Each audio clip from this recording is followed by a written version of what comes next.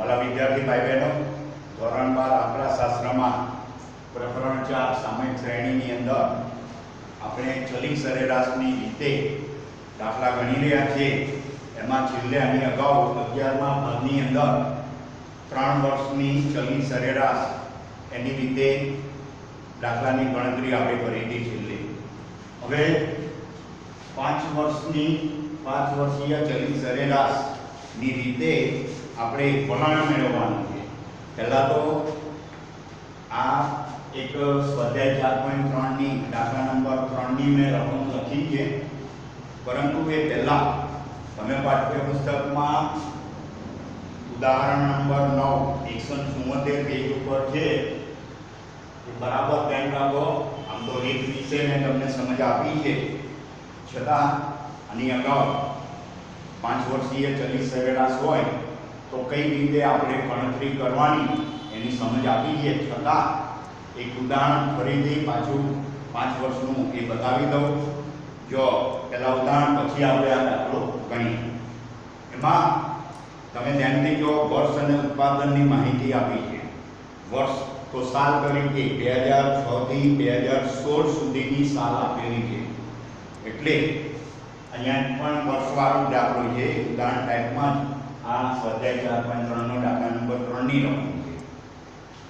તમારે શું કરવાનું કે આવી રીતે જે માહિતી આપી વર્ષમાં તો વર્ષ લખી દેવાનું, ત્યાર પછી એની સામે સમય, હવે જે સાલ હોય એ ક્રમશઃ છે કે નહીં એ ચકાસી લેવાનું અને એમાં શરૂઆતની પહેલી જે સાલ હોય એના માટે સમય T1 લખી દેવાનો, પછી એમ ક્રમશઃ 2 3 4 એ રીતે આપી દેવાના સમય Tના।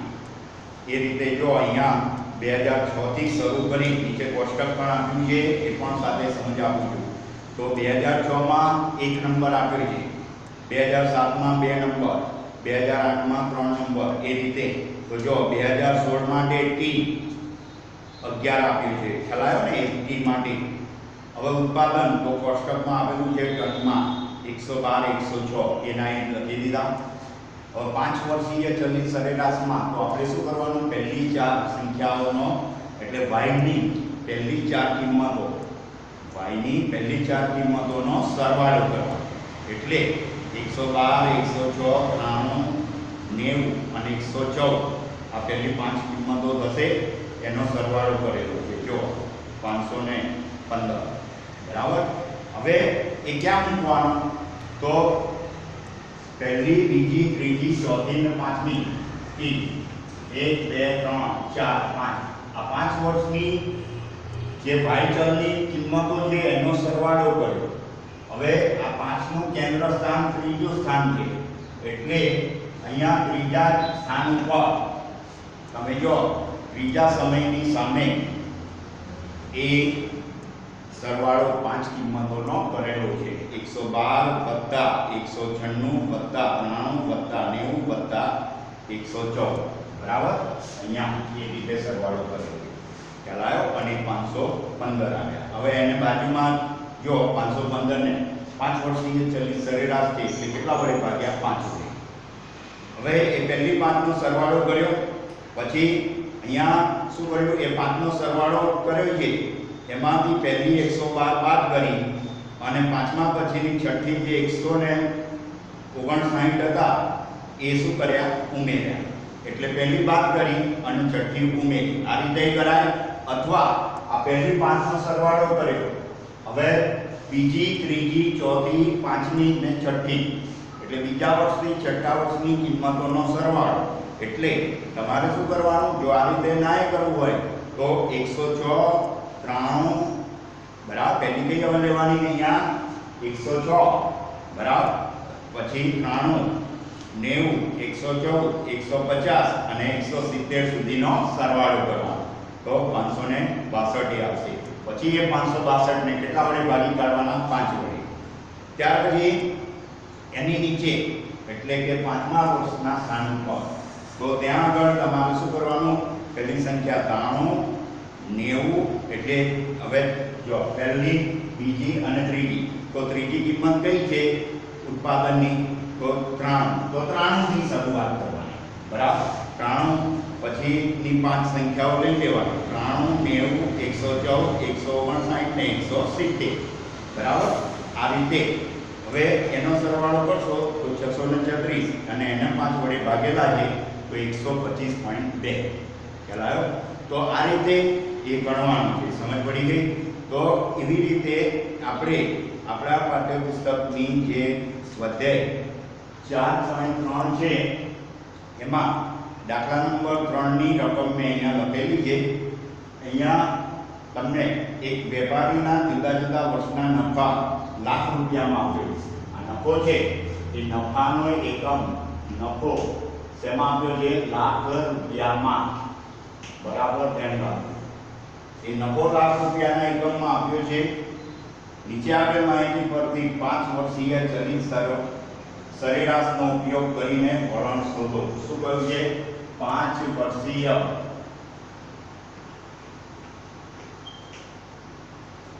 ચલિત સરેરાશનો ઉપયોગ કરી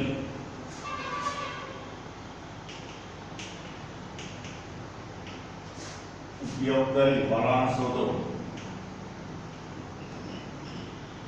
વલણ શોધવાનું કહ્યું છે હવે 5 વર્ષીય ચલિત સરેરાશનો ઉપયોગ કરી અને વલણ શોધવાનું હવે જો આપણે આ પહેલું વર્ષ બીજી ત્રીજા વર્ષની ચોથા વર્ષની અને પાંચમા વર્ષની આ 5 બરાબર વર્ષોની વાયની કિંમતનો સરવાળો હવે આનું મધ્ય સ્થાન જો તો ત્રીજું સ્થાન છે 1 2 3 4 5 તો કેન્દ્ર સ્થાન કયું ત્રીજું આ પાંચનું મધ્યમાં કઈ આવે આ સ્થાન આવે તો અહીંયા આગળ આ પાંચનો સરવાળો તમારે બતાવવાનો 15 + 14 + 18 + 20 + 17 બરાબર આ પાંચેયનો સરવાળો 5 ને 4 નો 17 ને 7 2404 વધી 2 1 3 2 5 6 7 ને 8 84 સરવાળો આવશે હવે એ 84 ને આપણે શું કરવાનું 5 વડે ભાગી કાઢવાના 84 ભાગ્યા 5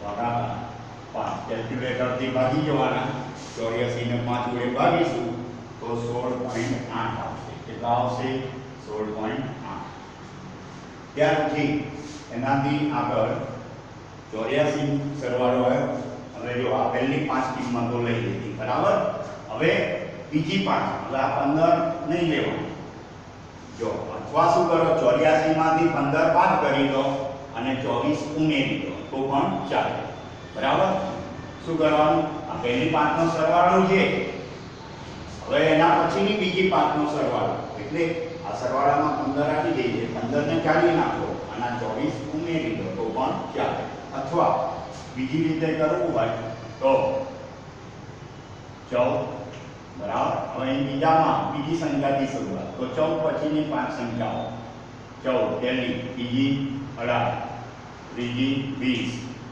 ચોથી 17 અને પાંચમી 24 બરાબર આ પાંચેયનો સરવાળો કરવાનો એટલે અહીંયા આગળ આ પાંચનો સરવાળો આપણે કરીશું તો 8 ને 4 12 ને 7 19 ને 4 2303 વધી 2 2 4 5 2 7 8 ને 1 9 93 સરવાળો આવશે કેટલો સરવાળો આવશે 93 હવે એ 93 ને 5 વડે ભાગવાના 93 ભાગ્યા 5 93 ને 5 વડે ભાગીશું તો એ ભાગાકાર 18.6 આવશે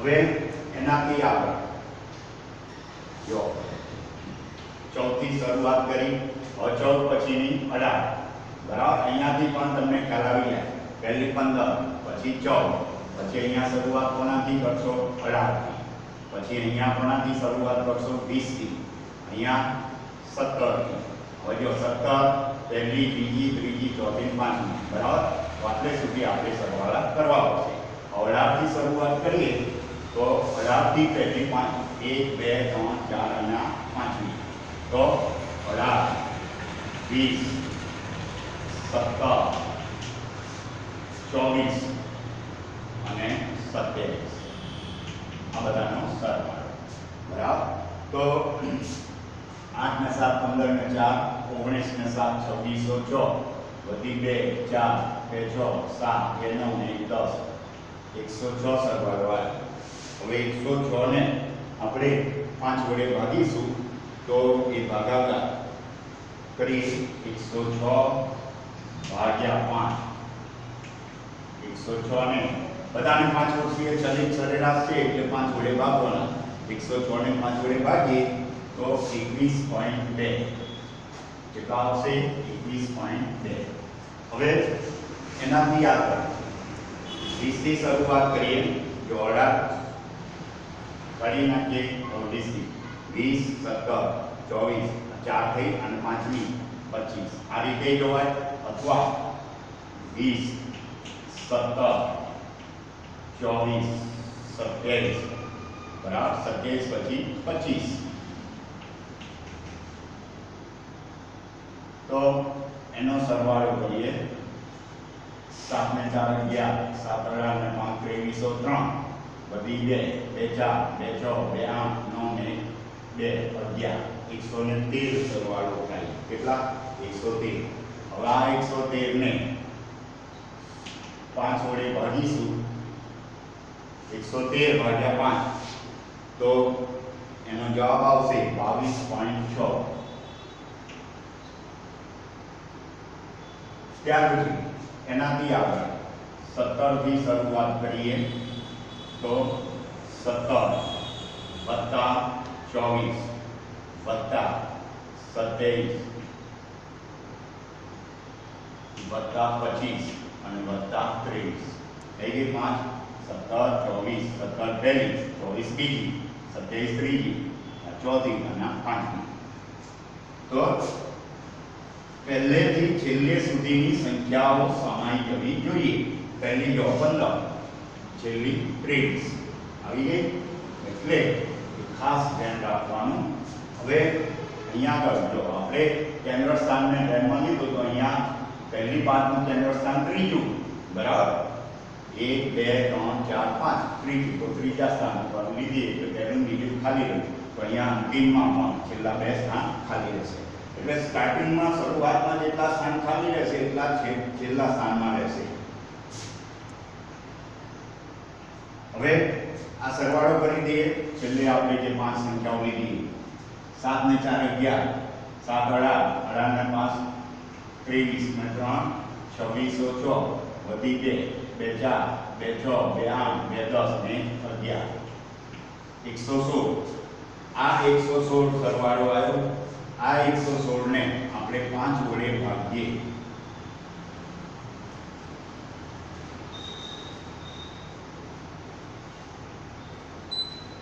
116 ભાગ્યા 5. 116 ને 5 વડે ભાગીશું તો 23.2 આવશે. કેટલા આવશે? 23.2.